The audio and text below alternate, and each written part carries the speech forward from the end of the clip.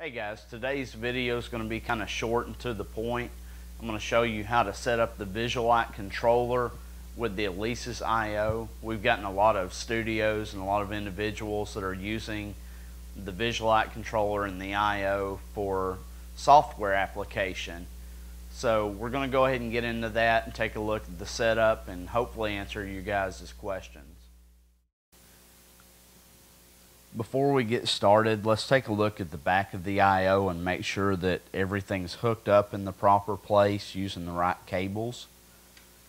Okay, to the far right, it says hi-hat.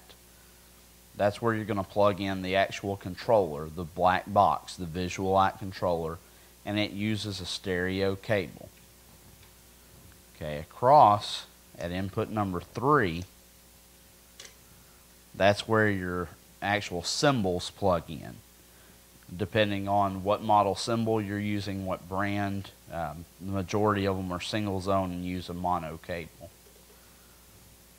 Okay, so just remember, number 3 is for the symbol, and over here where it says hi-hat to the far right, that's where the actual controller plugs in using a stereo cable. Okay, so now we're going to take a look at actually how to set the controller up on your hi-hat stand. Now it comes with this little handy dandy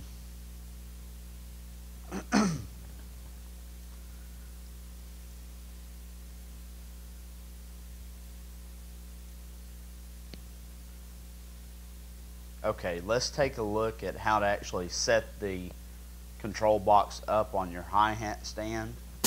Now it comes with this little diamond clamp, and that's either going to clamp to the chain of your hi-hat control pedal, or if it's like mine, if it's direct pull, you're going to connect it to the pull rod. This is actually a Gibraltar stand. Now you'll notice that the eye bolt screws into the front of it, and then the spring is actually held onto the eye bolt, and then out of the bottom of the black box is your cable, and it comes down to the spring. Now when you put this on your stand, you want to go ahead and snug up the box so that it's not just sliding up and down on its own, it's not flopping around, but you do want it to be loose enough where you can slide it up and down the shaft of the hi-hat stand. Now what I suggest first is to adjust the throw of your cymbals. Go ahead and set those to however you normally set up your acoustic hi-hat cymbals. I like mine to be relatively close together so that I get a nice wash when they're open, but you may like yours 2 or 3 inches apart, but set those up how you normally would. Now what you're going to do next is you're going to adjust the closed position. So we're going to hold the pedal down, and you actually notice mine's set now, so I'm going to go ahead and lower it like you would if you were just starting off. Okay, you'll notice that my springs kind of lay in a little bit loose, and as I suggested earlier, you want a little bit of tension so that it doesn't actually come apart. Now I'm holding the pedal closed with my foot, and you'll notice when I pull down on the cable, I start to get a little bit of a hi-hat sound. Okay, now normally that's what we would want to happen when we step on the pedal, but since I don't have it adjusted yet, I'm just doing that to show you what you should be listening for. Okay, now what I'm going to do is I'm going to slide this box up slowly, still holding the pedal closed. I'm going to look for just a little bit of tension on this spring. Okay, so that it slowly starts to pull apart. Now you don't want a drastic, obviously you don't want to see a lot of pull, but just a little bit of tension on that spring, because that indicates that you've pulled this wire all the way out. Okay, now once you've got that set to that position, when you release it, it's actually going to send the message to the I/O that it's been released, where you can suggest or select another MIDI note number. Okay, now you'll notice I've already got my pedal sound assigned. So you notice as I push down on this pedal, that I do get that close sound. Now for my program, I'm using Superior 2.0, and the pedal sound is 44 for this setup. Now if you have a hi-hat box with this knob on it, okay, you'll notice as I move it around, I start to get that closed sound also. Now make sure you have it wide open. Okay. Now also make sure you're using a stereo cable to the control box. So the sound you're hearing right now is strictly from the pedal.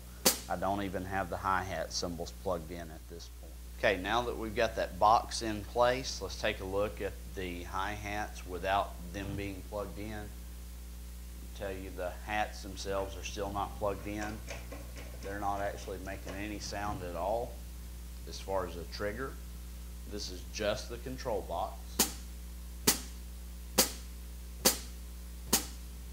Okay, and I have that set up. It's going to be note number 44, which is general MIDI for the hi-hat pedal. Now that may be different depending on what software you're using. You'll have to look at your MIDI map in your software to see what they have that set to for your particular software. I'm using Superior 2.0, and it's general MIDI. Okay, now I'm going to go ahead and plug in the hi-hat. Okay, my cymbals are plugged in, so let's go ahead and take a look at the actual trigger I/O and look at the settings. Okay, to get to the MIDI note, we're going to use the function button, and I'm just going to scroll down to the trigger MIDI note number. Okay, like I was saying, the foot pedal is 44, and to set those other settings, I'm going to hold the foot pedal down to start off with and just tap the cymbals. Okay, you'll notice 42 shows up. Now you change that using the value button. Watch what happens when I change that.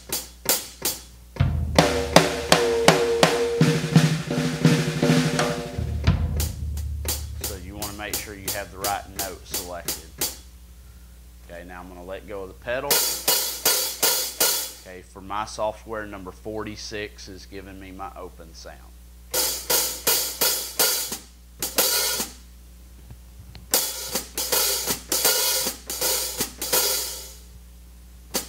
Okay, now once you've got those proper notes selected, again, close to your open. You're going to go over to function, and you're going to function back up to kit.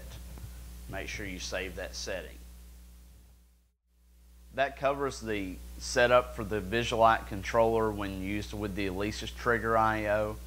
Now remember, if you have specific questions that pertain to the software, you need to contact the manufacturer of the software that you're using.